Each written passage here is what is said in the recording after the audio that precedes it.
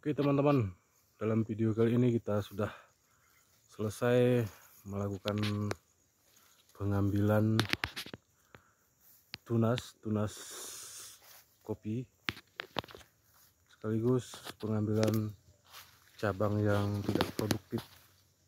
Bisa dibilang kalau bahasa orang ini itu namanya pruning, pencucian, pruning, pemangkasan ya teman-teman ya. Ini tampilannya seperti ini dia teman-teman. Ini saya lakukan seperti ini karena ada alasan ya teman-teman. Tidak terlalu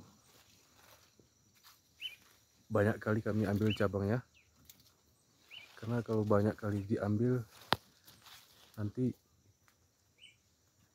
di kemudian hari susah berbunganya ya, ataupun berbuah. Karena ini masa generatif, masa pembuahan, pembungaan ya, dan pembuahan. Ini tampilannya teman-teman. Ini ya.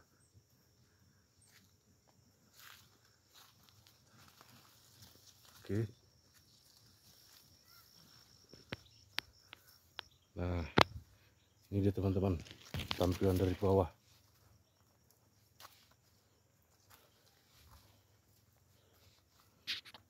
Ini yang sana belum ya, yang ujung belum.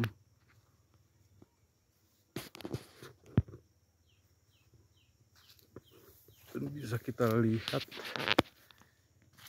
ini buahnya seperti ini teman-teman.